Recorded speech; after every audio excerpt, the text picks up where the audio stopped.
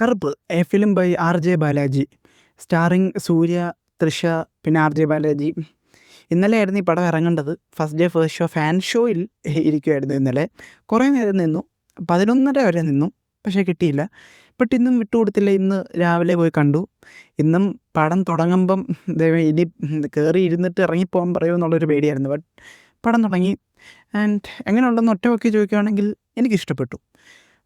ഒരു മാസ് പടം, പക്ഷേ കുറച്ച് കാര്യങ്ങൾ പറയാനുണ്ട്. നമുക്ക് ഡീറ്റെയിൽ ആയിട്ട് പോകാം. ഒന്നാമത്തെ പോസിറ്റീവ് ഇതിൻ്റെ ടെക്നിക്കൽ സൈഡാണ്. Technically too good. കാരണം ടെക്നിക്കലി ഇത് തിയേറ്റർ വാച്ചിന് വേണ്ടി ഡിസൈൻ ചെയ്തൊരു ഫിലിമാണ്.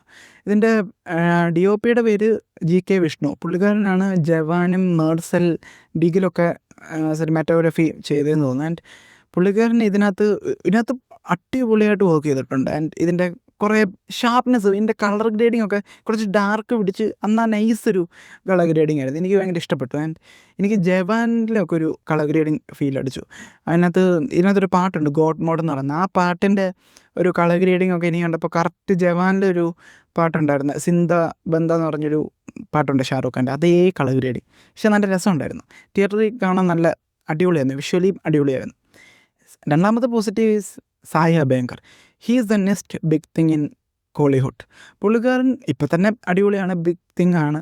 പുള്ളിക്കാരൻ ഏത് പാട്ട് ചെയ്താലും അടിപൊളിയാണ്. ബട്ട് ഈ അനിരുദ്ധമൊക്കെ ചെയ്യുന്ന തൊട്ട് ഒരു സംഭവത്തിനെ എലവേറ്റ് ചെയ്യാൻ പുള്ളിക്കാരനെ പറ്റുന്നുണ്ട്. കുറേ സീൻസൊക്കെ സായി അഭ്യങ്കറാണ് എലവേറ്റ് ചെയ്തത്. എസ്പെഷ്യലി ക്ലൈമാക്സിലെ കുറച്ച് പോർഷൻസും പിന്നെ ഇൻ്റർവെലും ഒക്കെ ഭയങ്കര ഹെവി ആയിരുന്നു. ഹെവി ആക്കിയത് സായി അഭ്യങ്കറാണ്. And he is next Anirudh എന്ന് പറയാൻ പറ്റില്ല, കാരണം അങ്ങനെയല്ല, അനിരുദ്ധ് ഈസ് അനിരുദ്ധ്. പക്ഷേ he is a next big thing in Kollywood. And next positive ഈ ഫിലിമിൻ്റെ പെർഫോമൻസസ് ആണ്. സൂര്യ ആണേലും തൃഷയാണേലും ഇന്ദ്രൻ സേറിനാണേലും എല്ലാവരും അടിപൊളിയായിരുന്നു. ആൻഡ് സൂര്യ ഞാനൊരു സൂര്യ ഫാനാണ്. ആസ് എ സൂര്യ ഫാൻ എനിക്ക് ഈ 2-3 വർഷം പുള്ളിക്കാരൻ്റെ പടങ്ങളെല്ലാം വളരെ ഡിസപ്പോയിൻമെൻ്റ് ആയിരുന്നു. കങ്കുവയൊന്നും കണ്ടുകൊണ്ടിരിക്കാൻ പോലും പറ്റിയില്ല.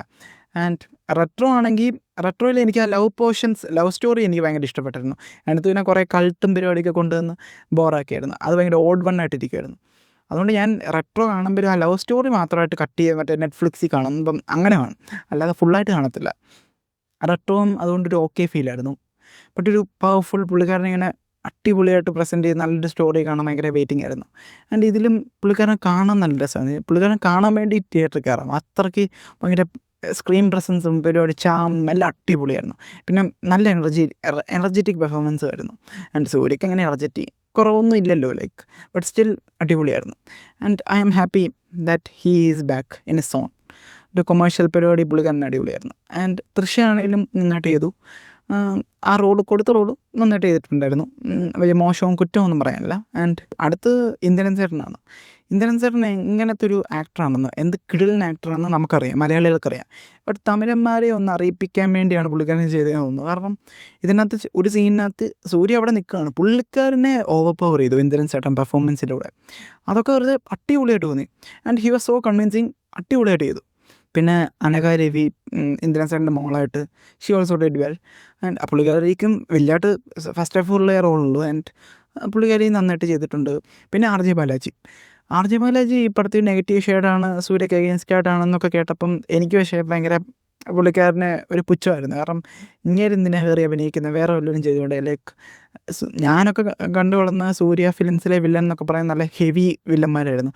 ഇപ്പം സിംഗത്തിലെ പ്രകാശ് രാജാണെങ്കിൽ പോലും, അയണിനകത്തെ വില്ലനാണെങ്കിലും, പിന്നെ കുറേ ഉണ്ട്, ഗജനിക്കകത്തെ വില്ലനാണെങ്കിലും എല്ലാം പവർഫുൾ വില്ലൻസാണ്. അപ്പം ആർ ജെ ബാലാജി സൂര്യയുടെ വില്ലനോ എന്നൊക്കെ എനിക്കൊരു പുച്ഛം ഉണ്ടായിരുന്നു ആക്ച്വലി. പക്ഷേ ഈ പടം കണ്ടപ്പം പുള്ളിക്കാരൻ അടിപൊളിയായിട്ട് ചെയ്തിട്ടുണ്ട്. പുള്ളിക്കാരൻ്റെ റോള് എനിക്കിഷ്ടപ്പെട്ടു, നല്ല രസമായിരുന്നു. നമ്മൾ വിചാരിക്കുന്ന ടൈപ്പ് ഒരു നെഗറ്റീവ് പരിപാടിയല്ല, കുറച്ച് നൈസ് പരിപാടിയായിരുന്നു. ആൻഡ് പുള്ളിക്കാരൻ നന്നായിട്ട് ചെയ്തിട്ടുണ്ട്. പിന്നെ അടുത്ത പോസിറ്റീവ്, ഇതിനകത്ത് ഒരു തരി ലാഗ് പോലും ഇല്ല, ഒട്ടുമേ ലാഗിലായിരുന്നു. വളരെ കിടിലം പേസിങ് ആയിരുന്നു. പടപടേന്ന് പടം പോയി. ആൻഡ് എനിക്ക് സെക്കൻഡ് ഹാഫിനെക്കാട്ട് ഫസ്റ്റ് ഹാഫാണ് ഏറ്റവും കൂടുതൽ ഇഷ്ടപ്പെട്ടത്. നമുക്കിനി നെഗറ്റീവ്സിലേക്ക് പോകാം. ഒന്നാമത്തെ നെഗറ്റീവ് എന്ന് പറഞ്ഞാൽ, ഇത് എല്ലാവർക്കും വർക്കാവുന്നൊരു പക്ക മാസ് മസാല തമിഴ് ഫിലിമല്ല. കുറച്ച് ഫാൻറ്റസി എലമെൻസ് ഒക്കെ ഉള്ള കുറച്ചുകൂടെ എന്താ പറയുക ഭക്തിപ്പടം എന്നൊന്നും പറയാൻ പറ്റില്ല, എന്നാലും ഒരു ഗോഡ്ലി പരിപാടിയൊക്കെ ഉള്ള ഫിലിമാണ്. അതപ്പോൾ എല്ലാവർക്കും വർക്കാവണമെന്നൊന്നുമില്ല. ഇത് മാസ് പടം ആണെങ്കിൽ പോലും ഇതൊക്കെ എന്ത് കോമാളിത്തരമാണെന്നൊക്കെ വേണമെങ്കിൽ തോന്നും. ബട്ട് എനിക്കറിയാം ഈ ജോണർ ഇങ്ങനെയാണെന്നും ഇങ്ങനെ ഒരു പരിപാടിയാണ് ഞാൻ എക്സ്പെക്റ്റ് ചെയ്തത്. സോ എനിക്കത് കിട്ടി and I was so happy. ഒരു കൊമേഴ്ഷ്യൽ പക്ക ഒരു പരിപാടി, കുറച്ച് ഫാൻറ്റസി എലമെൻസ് ഒക്കെ ഉള്ള നൈസ് ഒരു പടം. ആൻഡ് ഇപ്പം ചിലവർക്കൊന്നും ഗുഡ് ബാഡ് കളി, തലയുടെ പടം ഗുഡ് ബാഡ് കളി ഒന്നും ഇഷ്ടമല്ല. പക്ഷേ ഞാനത് തിയേറ്ററിൽ പോയി കണ്ടായിരുന്നു, ഫസ്റ്റ് ഡേ ആണെന്ന് തോന്നുന്നു. ആൻഡ് എനിക്കത് വർക്കാണ്, കാരണം ആ ജോണർ അങ്ങനത്തെ ഒരു പരിപാടിയാണെന്ന് മനസ്സിലാക്കി കാണുമ്പോൾ നമുക്കത് വർക്കാവും.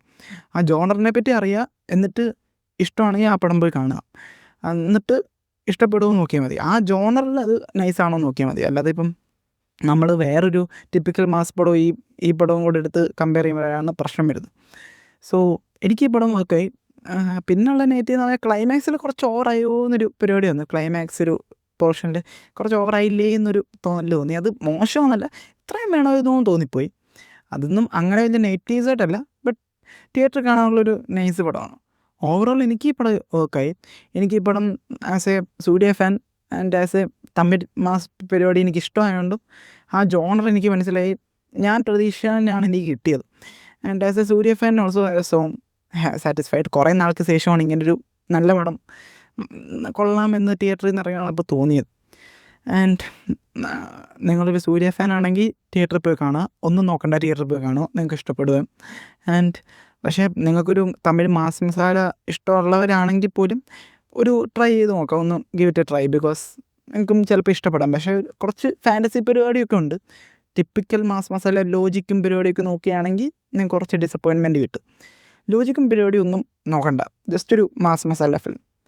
And that's my review. Thank you.